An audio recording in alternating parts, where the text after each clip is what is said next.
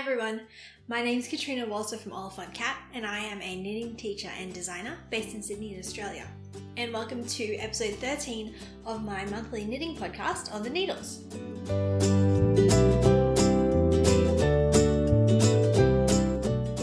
So before we begin, in the spirit of reconciliation, I'd like to acknowledge the traditional custodians of the land on which I stand, the Darug people. I pay my respects to their elders past and present and extend that respect to all Aboriginal and Torres Strait Islander people today. So it is September, I don't know, 8th. It's September 8th. I don't know how it's September. I know I say this all the time, but time is flying. Anyway, so I'm happy to show you everything that I've done in August, or at least everything that I've done since I last spoke to you, which I think was sort of in the middle of August last month. But anyway, my schedule's gotten a bit out with all the travel. So speaking of travel, we did make it back in one piece to Sydney, as you can see by my background, it's back to normal. I don't want to talk too much about all the travel. California was fun, and I will try and actually make a travel vlog for you all at some point, but I am happy to report that we did find Elsa at Disneyland, so I had one very happy toddler. Ron, if you're watching, thank you for reaching out and telling me how to find Elsa. It was handy trying to figure out where all the characters were. One other thing that I wanted to talk about today is what I'm drinking. So, this is my Brooklyn General Store mug. The first time I walked into Brooklyn General Store, which actually was down the road from me when I lived in New York, they just happened to be having a birthday party. So they had free mugs. Anyway, so it's become a bit of a cherished possession, even if it's looking a little worse for wear. And I am drinking some iced coffee today, which is a bit odd for a Sydney cider in the middle of winter, because we don't really drink iced coffee much. People will just walk around drinking hot coffees in the height of summer. But I made too much coffee earlier today and it was a little bit too bitter as well. And we just happened to have some simple syrup in the fridge. So I decided to try making an iced coffee and it's not half bad. So the reason I'm talking about my coffee is I have a caffeine sponsor for the day. So shout out to Sky. And Sky shouted me a coffee on Ko-Fi. And she said, enjoy your coffee whilst you're on holidays. I really enjoy your knitting patterns and your podcasts. Thanks, Kat. So thank you very much, Sky. I appreciate the coffee. Also, Sky is a friend of mine. We've met in person at least once at the Knitters Picnic. And she's also tested a couple of patterns for me. So I'm really grateful for the friends I've made on Instagram and YouTube and for the community here, the knitting community here in Australia. If you would like to shout me a coffee, I'd really appreciate it. There's a link to my Ko-Fi down below and I will just pick someone randomly who shouted me a coffee in the previous month and they will be the caffeine sponsor for next podcast episode. Okay, so enough chatter. Let's just get to the actual knitting.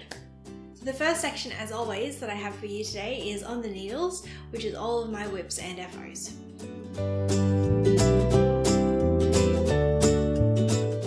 So my first FO is what I'm wearing. This is the Necessity Jumper, and I've spoken about this a couple of times in the last couple of episodes, but I haven't ever shown it to you on, so I figured I'd wear it. It is still cold enough here in Sydney to be wearing this jumper, and so I'm glad to still get some use out of it before the end of the season.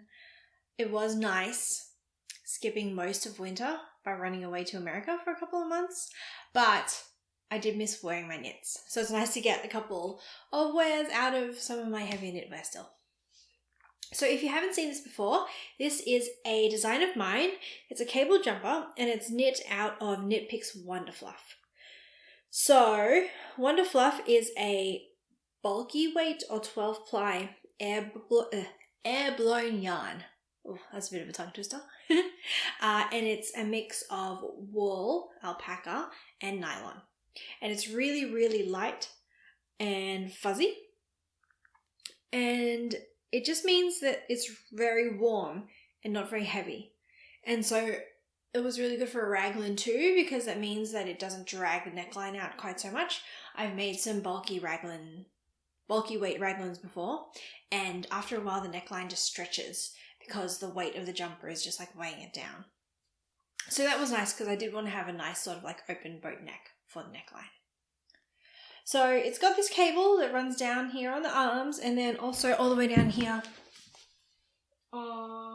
under the seam, so the cable sort of continues down. And I obviously made mine in 2 colours. I had some testers who made them in 1, and those also look really great. So it's up to you, whatever you feel like knitting it in.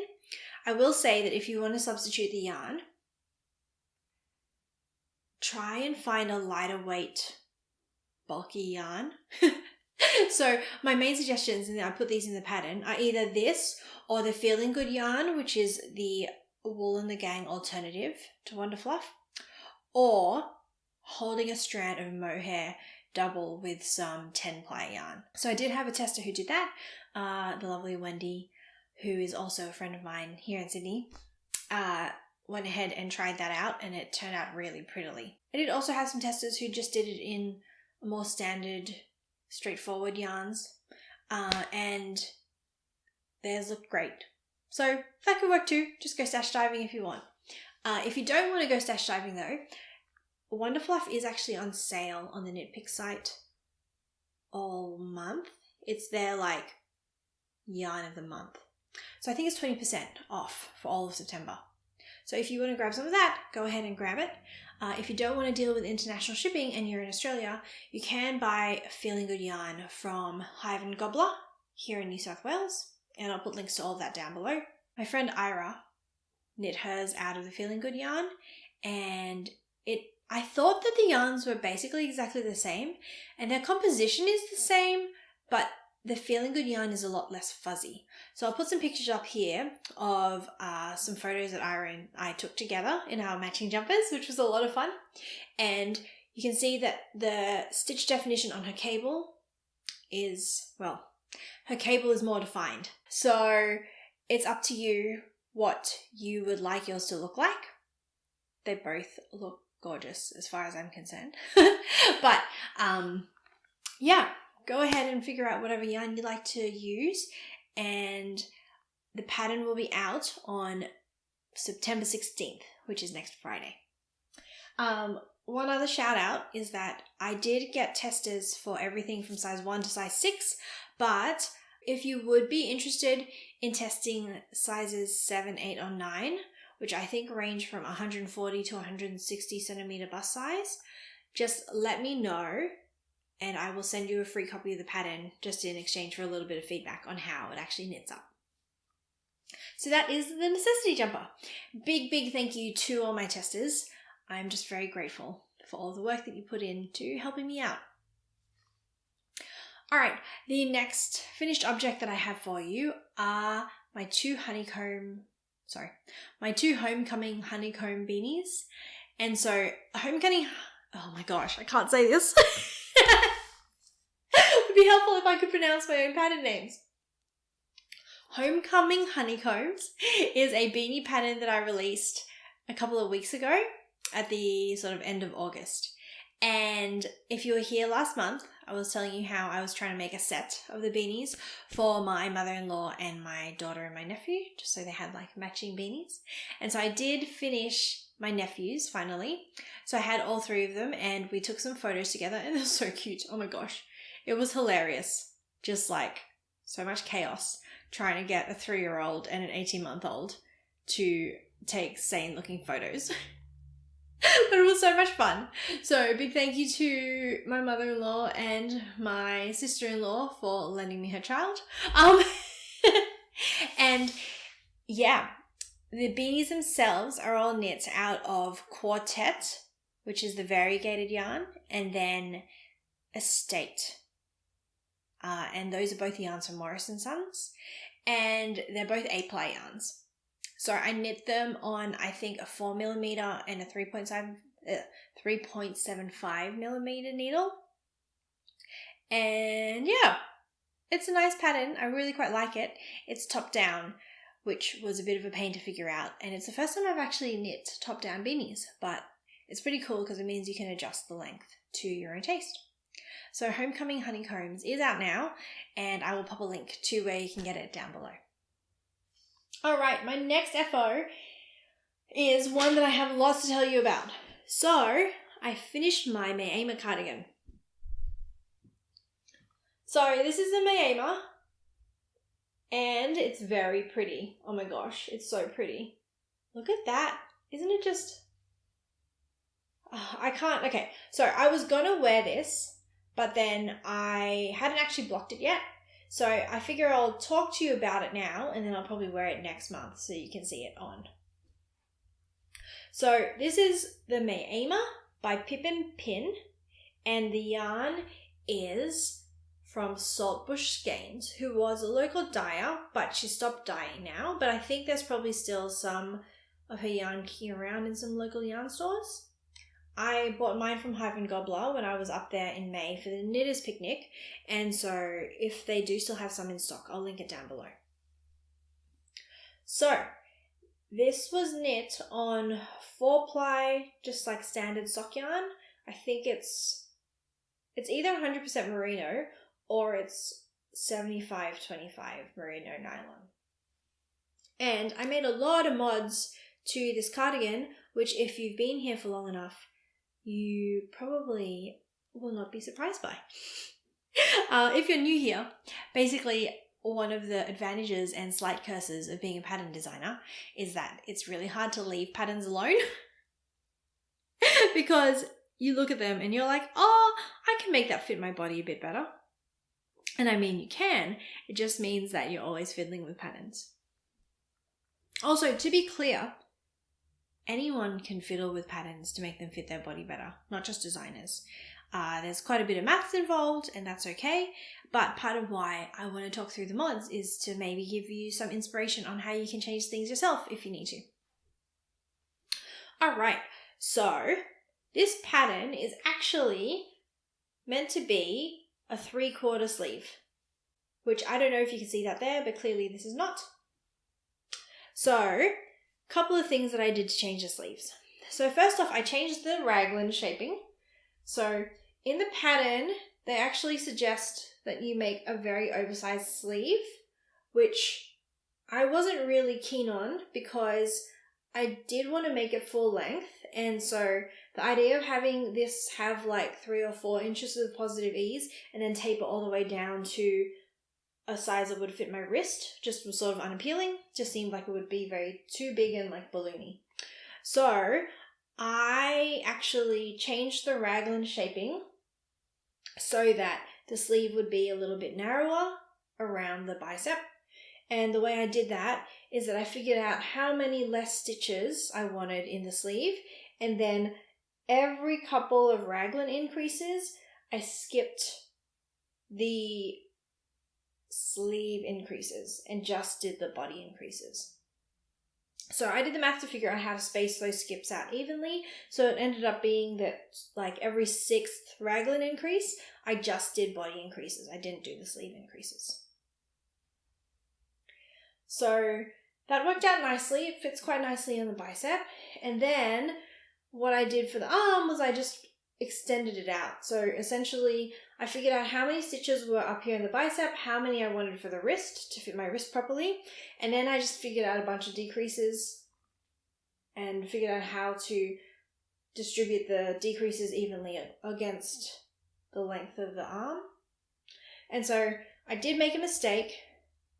It was meant to be that I decreased every 7th and 8th row alternating. So like knit 6 rows, do a decrease row, knit 7 rows, do a decrease row, etc. all the way down to the wrist. But then I realized after I finished the first sleeve that what I'd accidentally done was decreased every 8th and 9th row. So I did 7 and then decreased, and then 8 and then decreased. So I caught my mistake mostly because the sleeve was looking quite long and I still had some decreases left, and I was like, what's going on? And I was like, oh, whoops. Because there are 20 decrease rows. There were meant to be 20 decrease rows in this arm. So having 20 extra rounds is quite a lot. So I just cut it off early. It does mean that the wrist is a little wider than I wanted, but it's actually fine, especially because it ends up in the ribbing. It cinches it in anyway.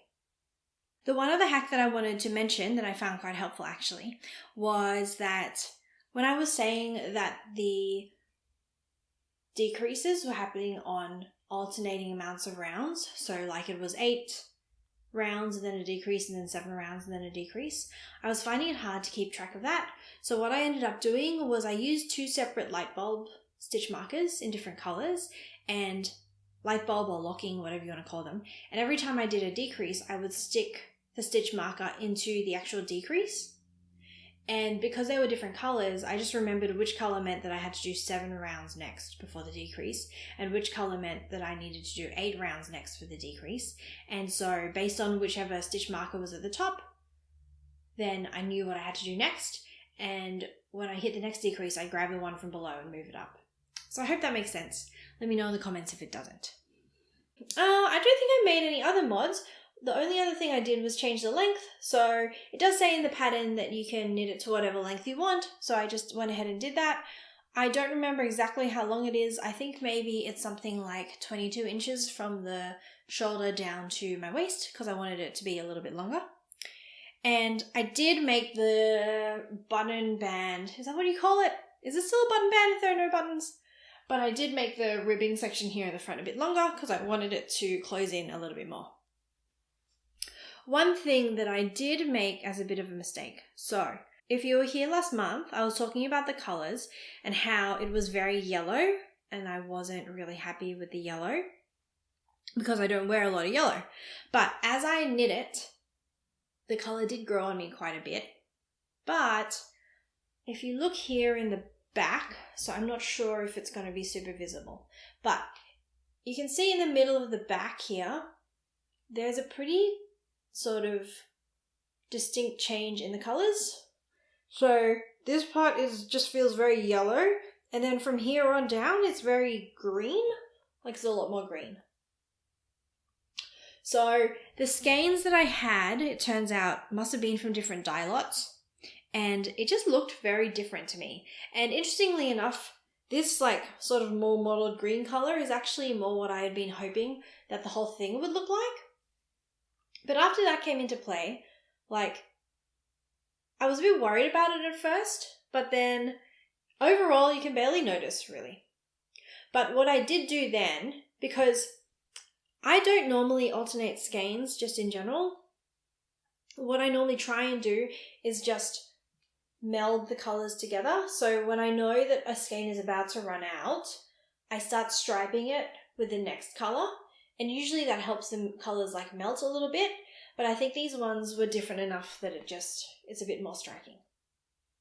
But after that, I decided to be a bit more careful with my colours. So I was worried that because you put the sleeves on hold, it's just a regular raglan. So if you haven't worked a raglan before, essentially what you do is you work from the neckline down to the underarms, and then you take these stitches here for the sleeve and you put them on some waste yarn, and then you finish the body first and then you finish the sleeves.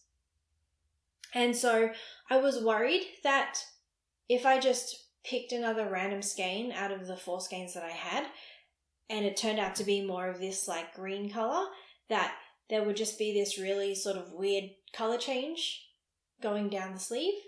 So I unrolled the other 2 skeins that I had left before I joined on for the sleeves, and I found the one that looked more yellow, and I think maybe that I probably had 2 or 3 skeins from the same dye lot, and then this green one was just a different one, because I did find one that was quite yellow, and when I used that for the sleeve, then it worked out pretty well. So that's my Mayema cardigan. I do still need to block it. I don't think it's going to grow much when I block it, so it should be all good. And I am very excited to wear this because it's just the right temperature for it, actually. I think I'm going to get a lot of use out of this in the spring. Okay, I have 2 whips for you, and for full transparency, I was going to record this 2 days ago, and I probably, if I had done it then, I probably really only would have had the Mayema. So it took me a really long time to knit the Mayma, because it's honeycomb brioche, and brioche in general grows quite slowly, it was just a very long knit. And keep in mind, this was on the back of a 10-hour road trip to Yosemite. So like 10 hours back and, 5 hours back and forth. And a 12-hour plane ride from LA to home. And it still took me like a very long time to knit that cardigan. And so I mostly say this because I don't want people to get discouraged ever by the whips and things that I have. And also I just don't want to get to the point where it feels like, because I'm podcasting, I'm like encouraging people to rush through things. I knit quite quickly, and I also do this as a day job. Plus, I'm in a lot of Zoom meetings when I am in meetings, so you can knit under the table. So, just all that to say, I've been thinking a bit recently about how quickly we as podcasters knit, and I don't ever want to make anyone discouraged, basically, about how much stuff I'm getting through. So, the two things that I now have on my needles in the last couple of days. The first one is my sizzle pop. So, I did not knit all this in 2 days, don't worry. If you have been here for a while, you will know this. So, I started my sizzle pop in October of last year. It was part of a knit along by Maddie, who is Mad About You, where she just sort of encouraged people to try something that was a challenge. And at the time, I had only ever knit relatively simple brioche, and I had had this in my queue for a really long time, so I wanted to give it a shot. So this is a pattern by Leslie Ann Robinson, and the yarn is a sock yarn from By Corolla Down Under and a Tweedy sock yarn from Fortune Yarn Co., both of who are local dyers to Australia. And I'm knitting this on a 3.75mm needle, and I'm very grateful to my past self that I did actually write that down because I had a small panic when I went to start knitting on this again because I worried for a sec that I hadn't written the needle size down, and that would have been a bit of a disaster. Okay, so I started knitting this last October, and I hadn't realized it had been that long. I went back and looked in Ravelry, and I put this into hibernation in January. So for me, what hibernation means is that it's just a project that I am intentionally putting away and letting just sort of sit in storage and not thinking about, because I'm the sort of person who gets stressed out by having too many whips. So I know a lot of people love casting on and having like 7-8 whips at a time because like people like having variety, but I'm the sort of person who gets stressed out by stuff that feels unfinished. So I generally only ever have 2 things on my needles at once. Often it's one project for work and one project just for me. So I decided to put this back on my needles as my just for me project. I am hoping that this makes a lot more sense in my head now, because since I put it into hibernation, I've been doing a lot of brioche. So this here in the Mayama, that's all brioche. I've been teaching brioche classes, which I haven't done in a while, but in sort of April or May, I taught a lot of brioche classes. And the big thing too is that I've learned that there are lots of different ways you can do decreases in brioche, and I found a couple that work for me. So I have a left-leaning one and a right-leaning one that just made sense and clicked in my head, and they are different to the ones that are in the pattern, but at the end of the day, they all look quite similar, so I'm just going to go ahead and use those, and I'm hoping that that will make the whole process go quite a bit faster. Because when I was knitting this before, I would get to a decrease and I'd have to go back to the abbreviations, and brioche decreases, honestly, they're like 2 or 3 sentences long describing how to actually do them. So it was just very slow and quite taxing on the brain, because every time I hit a decrease, which is pretty often in this pattern, I'd have to go back, look it up, read for a minute, re-comprehend how to do it, and then actually knit it. So I'm hoping now that I have some just sort of set decreases that I know, I can just sort of power through from here. So part of why I put it into hibernation is that I got really discouraged at one point because I realized that I made a pretty big mistake. So this increase line here on the edge, it does have a sort of repeated pattern for how you introduce an extra repeat of this sort of lace design here. Basically, every sort of repeat of the chart, you introduce one extra repeat of the flowery sort of pattern. But me being me and just sort of like powering ahead, I didn't really read the chart properly, and so I've been sort of like YOLOing the edges and just increasing where I thought it made sense, which really you shouldn't do. And so just before I put this away in January, I realized that I'd made a mistake somewhere on the edge that just didn't make any sense, and I couldn't figure out how to fix it. So that's part of why I put it away, because it was just doing my head in. So I'm really glad that I didn't just try and power through, because what happened is that when I pulled it out, it's been 8-9 months since I knit on this thing, and so I wasn't feeling as attached to it, and like the amount of work that it took to knit wasn't quite as fresh in my mind. So I was a lot more comfortable just sort of frogging back. So I took another look at it with fresh eyes, and I figured out where I had started making the mistakes here on the edge, and I just took the needles out. Well, there weren't needles in it. I took the waste yarn out that was holding it, and I just started frogging back.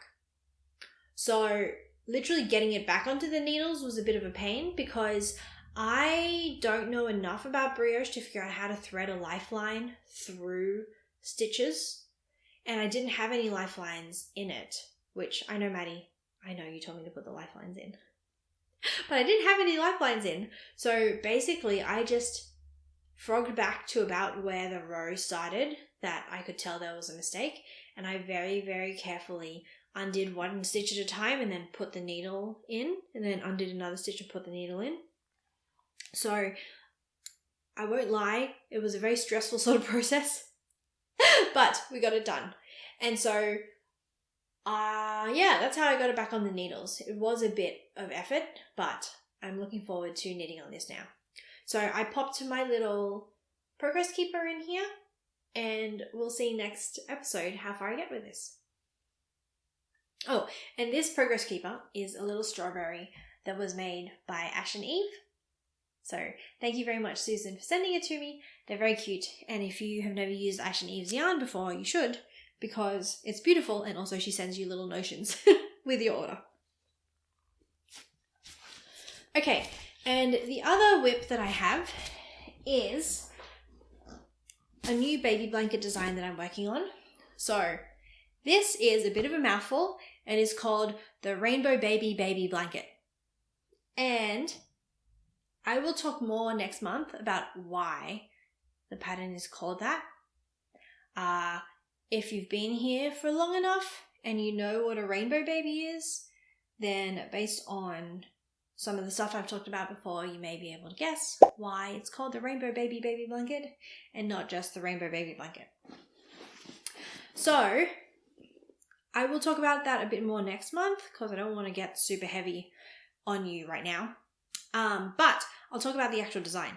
So this is knit with Bendigo Woolen Mills 10-ply cotton and Woolen Works slub yarn. So let's talk about the Woolen Works. So I'm really excited to be working on this pattern.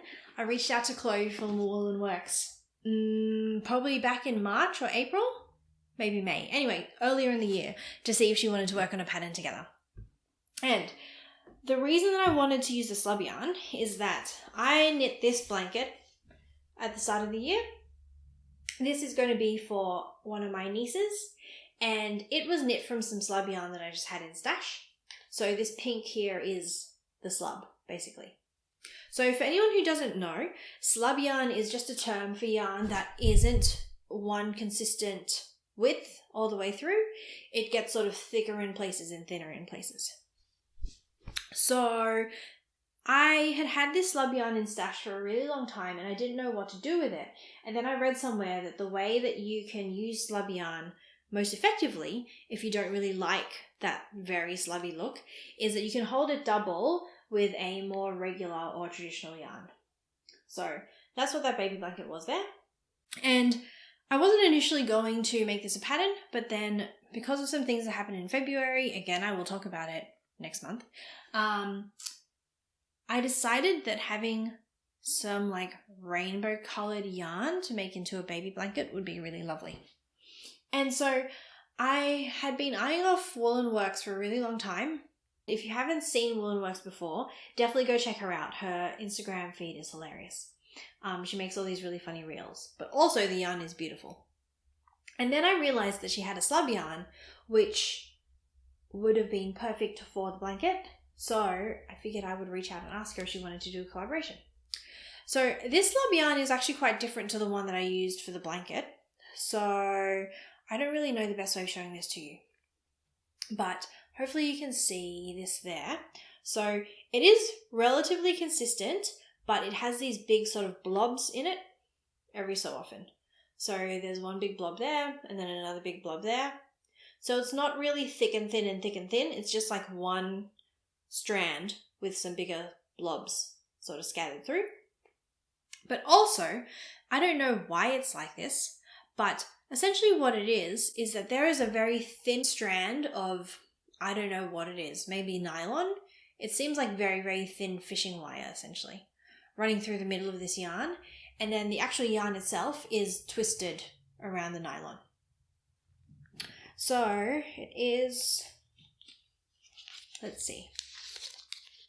So it's 90% superwash merino and 10% nylon, because I assume that the nylon is a string running through and then the merino is wrapped around it. So when I first got the yarn, it was a little bit different to what I was expecting, to be honest, because I thought it was going to be more slubby like the pink yarn that I had been using that was thick and thin and thick and thin. And also the colors are really interesting. So this is Karma Chameleon. That's the name of the colorway. And the colors just change really, really quickly. So I'm used to variegated yarn having longer color changes, but these color changes are really quite short. So it does look like a unicorn baft, which, Chloe, if you're watching, I hope that's a compliment and doesn't feel like an insult, because it's the best sort of unicorn bath. But when you hold it together with the white, everything sort of tones down a little bit. The thickness and the thinness tones down and the colors tone down a bit. So let me show you what this looks like. This is the beginning of my baby blanket. And I'm just really happy with how this is turning out. It's so colourful and happy and bright.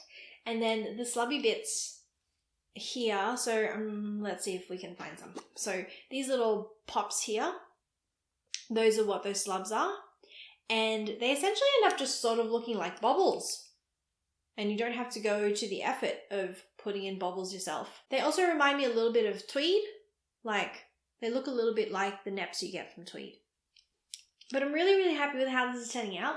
It is just a simple stockinette center out blanket. And I was doing quite a bit of experimentation on the needle sizes. I thought at first that I wanted to do it on a 6.5mm needle, and that's what I'll show you a picture of what that looked like here. And it looks, in the picture, it looks basically the same as this, but it was quite holy in real life. So I kept sizing down and trying it until I got down all the way down to a 5mm. And I'm really happy with how this turned out. This one was knit on a 5mm, but it was held double with a worsted or a 10-ply yarn, so the fabric is a little bit too thick, and this is a lot drapier, and it feels really nice. So I will be gifting this to a very dear friend of mine. They're actually my cousins, and they are going to be having their baby in December, so I've got a bit of time to get this done. But the pattern will be out on October 15th, and I will talk more about what that date means and why it's coming out then next month in the podcast. Okay, so that is my rainbow baby blanket. And that's all the whips and FOs I have for you. So we're going to move on to the next section, which is off the needles.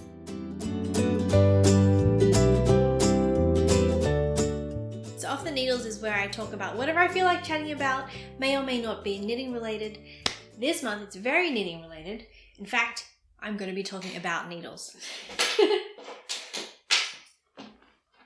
So, I'm not one for showing off acquisitions. I know different podcasters feel differently about whether or not you should show off acquisitions. I'm pretty much in the camp where I don't really want to go showing off purchases just for the sake of it, because I figure that if I like a yarn enough, I will eventually use it and then I'll get to show it to you then. But one thing that I did acquire in the States was a lot of knitting needles, and I thought that I would talk through what my knitting needles are and why I like them, because I know that in a lot of knitting groups that I'm in, I see questions about needles all the time.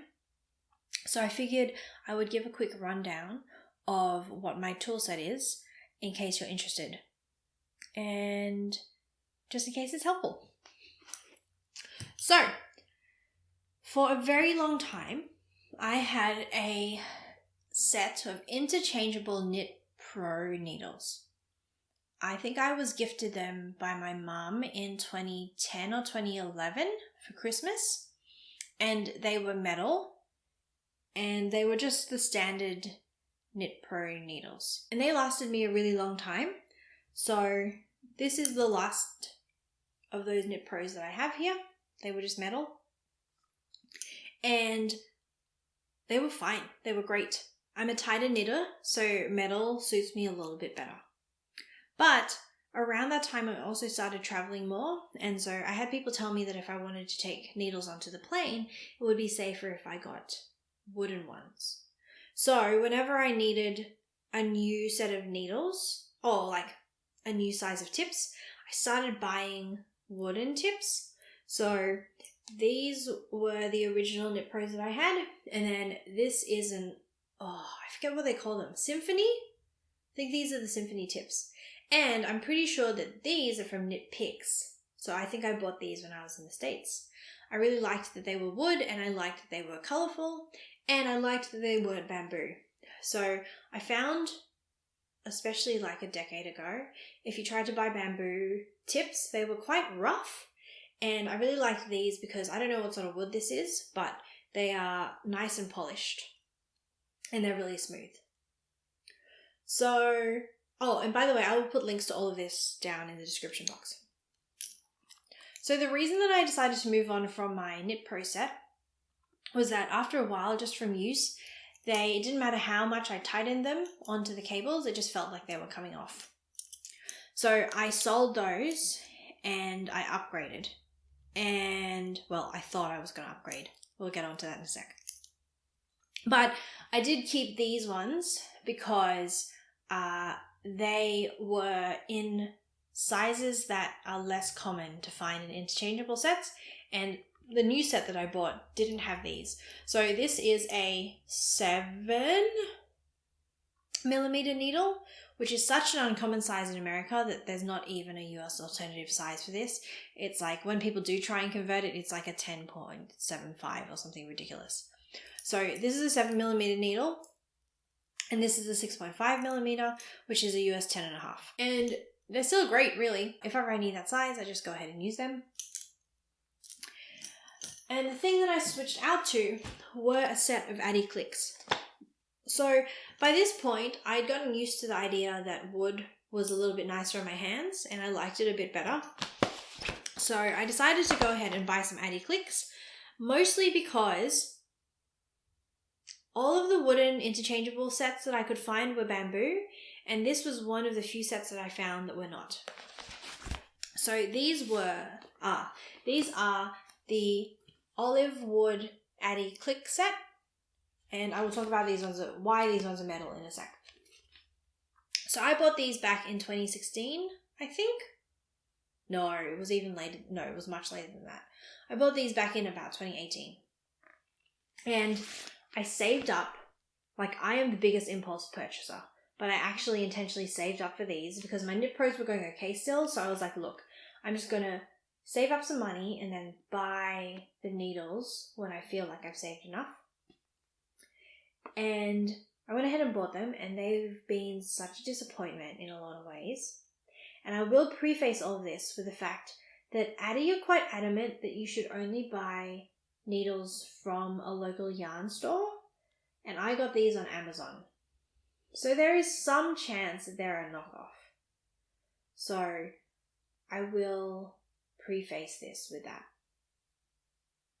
But when I bought my set, I think I actually had to return the first set that I got because one of the needles just snapped straight out of the box. And a lot of the tips just had knots in them. So I know there's one here, definitely here. So if you can see that there's just a knot in the wood. And that's why one of the tips snapped in the old set. So I sent that back and I got this set back again, and then it's still a little bit knotted. So like I'm quite worried that this is going to snap one of these days. These are the 5 mils and I use this size a lot. So we'll see how we go. Hopefully it doesn't. The other thing with these is that the cables feel like they wore out quite quickly. So these are the cables, and probably aren't going to be able to see it, but for one, they're quite kinky now. Like there's just a straight up kink in that. And they just like split. It's really strange. So I don't know if you're going to be able to see that there, but that section where the color is different, that's just a split in the cable, which is really quite frustrating. It's never actually broken. I was worried that once they started splitting that they would actually break, but it hasn't broken and it doesn't snag on anything. It just makes me nervous. So those were the Addy Clicks, and I was a little bit sad about them, that they weren't very good. So because I was frustrated with them for a while, I did keep using them. But after a while, I don't even know when I bought my Chalgoos, I ended up buying a Chalgoo set. Now, I think these are a couple of years old now. I think I bought them from Skein Sisters when they were on sale. So I bought the wooden Chalgoos. So the really popular interchangeable set from Chalgoo is metal, and it comes with those red cables. I think they're called Twist, maybe? But I still really wanted the wooden ones. And these ones are bamboo, but they're really, really smooth. Like they don't feel anything like the scratchy bamboo that I'm used to. And this is a relatively minor thing, but it's really quite helpful. These ones actually do have the size on them, which I find really helpful because neither my Knit Pros or my Addies did have that. And so every time I went to grab needles, or it wasn't so much grabbing needles, it was putting them away and putting them back in the case. I'd have to use my needle sizer just to double check what size they were to put them away. So I'm really appreciating that I've got these. So I got the small set, which runs from a 275 up until a 5mm, which is a US 2 to a US 8. They don't have a 3mm, which is pretty common in American sets actually. 3mm isn't really a size that they use in the States much. So if you ever want 3mm needles, you usually have to buy the tips separately. So this is the small set. If you get the complete set or the large set, then you get the bigger size needles. Ooh!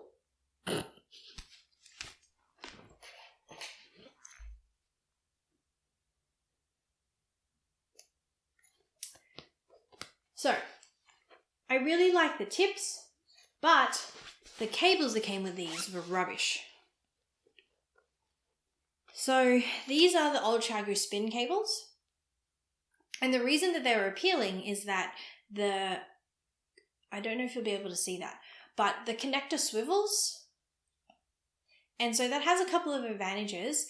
The main one being that I find that with swivel cables, my needles never unscrew because as you're twisting your needles, this is twisting with you. It means that the connection point doesn't unscrew. So when you have fixed cables, as you're knitting, the thing that starts to try and twist apart is the connector, or the place where you screwed the tip into the like connection point. But with swivel cables, that doesn't happen because it's all sort of twisting together. So that's been really nice.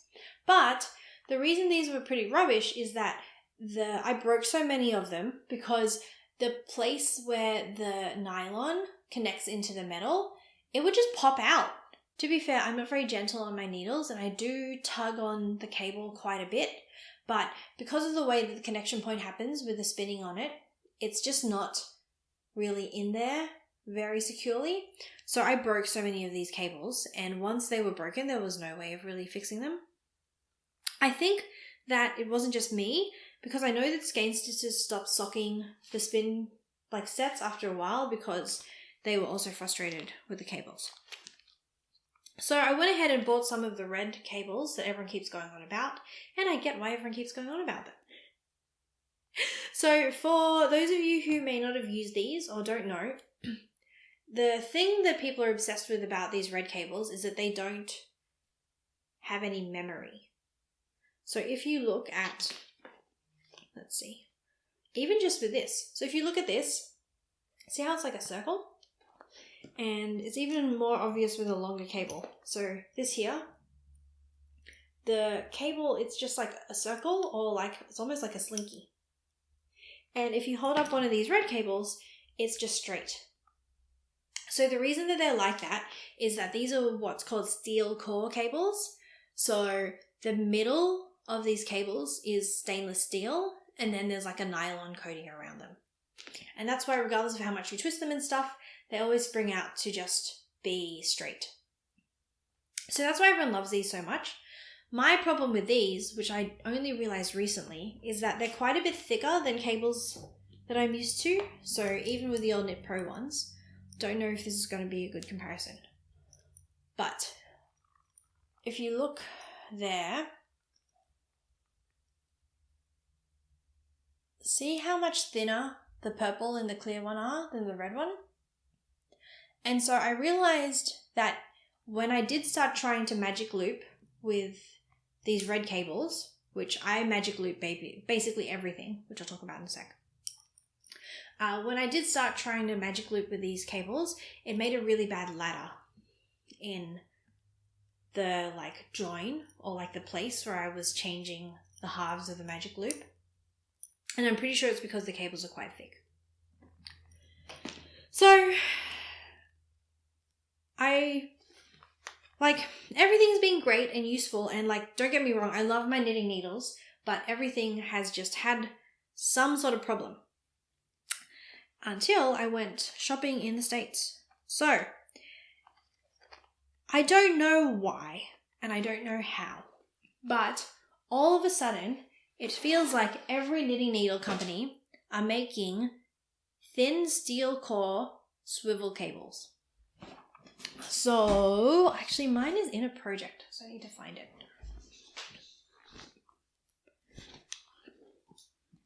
Okay, so these are the new ChowGoo Swiv cables. They are also steel core, and they are very thin, and they swivel like the old spins did. And I am loving them. They are so good.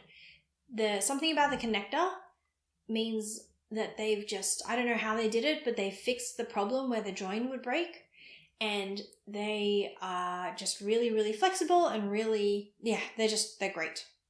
I have seen reviews from other people who say that they hate them, which is, I mean, it just all comes down to personal preference, I guess. The complaint that I've seen is that they don't flow very nicely onto the needle because there's a little bit of a lip between where the metal is and where the nylon is. But honestly, either I'm just used to that being a thing, or I haven't noticed. So those are the ChowGoo version. And then Knit Pro have also released what they're calling the Mindful Collection, which are almost the same thing. So this aqua colored cable is also steel core, and it also comes in a swivel version. They have a fixed version too if you don't like the swivels. I don't think I've actually knit with these yet. I did knit with them briefly when I was making my swatch for the Rainbow Baby blanket, and they also seem quite nice. So I'm really happy with this new development in the knitting world, because I don't know why everyone's releasing them all at once, but they are great. So if you are looking to maybe upgrade your needle set, or even just make a small change to your knitting needles, then just getting a new set of cables, or even just getting one new cable to try it out, is really great. So these ones from ChowGoo are called Swiv 360. It's a really awkward name. And these ones from Knit Pro are from the Mindful collection. And they've worked completely fine with both the Knit Pro tips and the Knit Picks tip, because those are sort of interchangeable with each other. And one thing that I did forget to mention is that, so the thing with using wooden needles that I found is that I snap them really easily. So in the smaller sizes, especially say 4mm and down, which is a US 6 and down, I'm just awful with my wooden needles. I will sit on them. Well, okay, I don't sit on the smaller ones. I just mean that in general I'm pretty awful with my needles. I sit on them, I knit quite quickly and a little bit aggressively, and just all sorts of things. And so all that being said is that quite a few of my smaller bamboo tips have snapped. So while I was in the States, I went ahead and rebought some of my tips, both in the ChowGoo set and in the Addy Clicks. And I decided, at least for the Addies, to buy the metal ones. This hasn't been great, honestly. It's made needles that I was already struggling with maybe even a bit worse. So again, I will preface this by saying it could be that these cables are not legit and that this whole set is not legit, but I'm pretty sure that these tips are legit because I bought them from a yarn store, not from Amazon. But when you click them together, the place where the connector joins onto the needle tip, there's a pretty defined lip. And so I was knitting my MAME on these, and every time I had to magic loop, especially on the sleeves, every time I had to transfer the magic loop stitches onto the needle, every single stitch just felt like it was getting caught right here and I'd have to tug it. So that was not the best time. So one other thing that I have been experimenting with my needles recently is that because I am planning on making a bunch of garments soon, I figured it might be worth stopping doing that whole magic loop thing on the sleeves and trying a set of shorties, because I had the suspicion that it would make things go faster. So if you haven't heard this term before, shorties are knitting needles that basically just have a very short circumference or length of cable. So amongst all of my needle sets, I'm pretty sure that the shortest cable that I have is this here. I don't know how many centimeters this is, but if you look at it, it's definitely wider, especially when you put the needle tips on. It's definitely wider than the circumference of my arm, which means that I always have to magic loop. So, see that there? Definitely wider than my arm. And so I wanted to try a set of shorties because I figured that if I could just use them and go round and round and round and not have to magic loop, that would make my life a lot easier. So I went to one of Three Cats Yarn's knit nights and I borrowed Mel's shorty set just to try it out. I cannot deal. I know a lot of people love them, but I already struggle with shorter tips. So the ChowGoo needles come either in 13 centimeter or 10 centimeter tips, and I already struggle with the 10 centimeter tips. I don't know what it is, it's the way that I hold the needles. And so trying to knit on tiny, tiny little needles, it was just actually cramping my hand. So I've decided, you know what, it's fine. I've been magic looping for years, I actually really love it, and I'm just going to keep doing it, even if it makes it a little bit slower. So that was my long and rambly knitting needle review. if you are curious or you have any questions about any of the needles or any of the cables or whatever, just let me know. And I'm happy to talk through anything else that you'd be interested in terms of needles. Also, if that was helpful at all, and there's other notions or tools that you'd be interested in learning about, just give me a shout.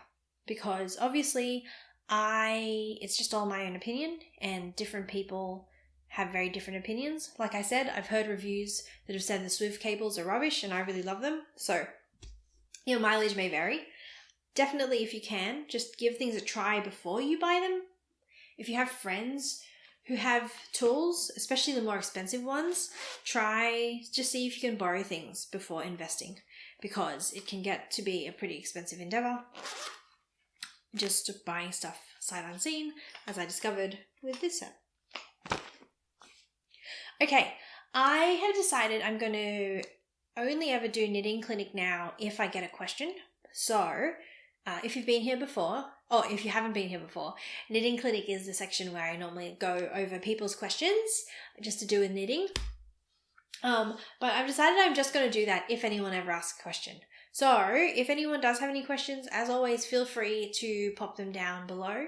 If you have a question about your project or a knitting technique or just anything really to do with knitting, let me know and I'll do knitting clinic next month. But otherwise, whenever I don't have a question, I'm just going to skip it. So the last section I have is up next, which is just where we talk about what's happening next month.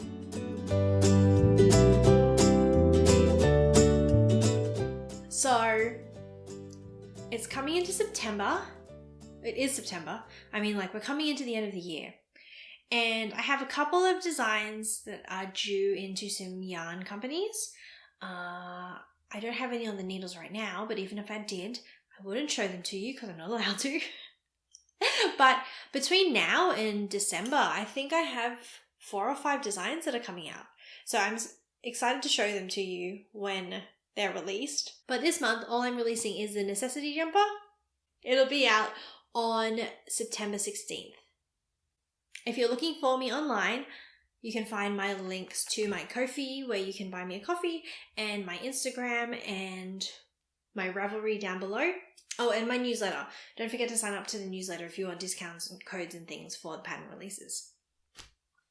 And other than that, if you are new here and you've had fun with this podcast, then I'd appreciate it if you subscribed and hit the little bell notification, because that really helps me out.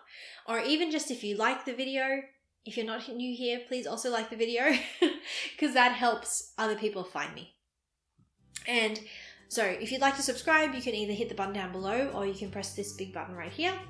And if you're new here or you have some episodes to catch up on, then you can find a playlist of all of the past episodes of the podcast right here. But other than that, I'm Katrina Walser from Oliphant Cat, and happy knitting!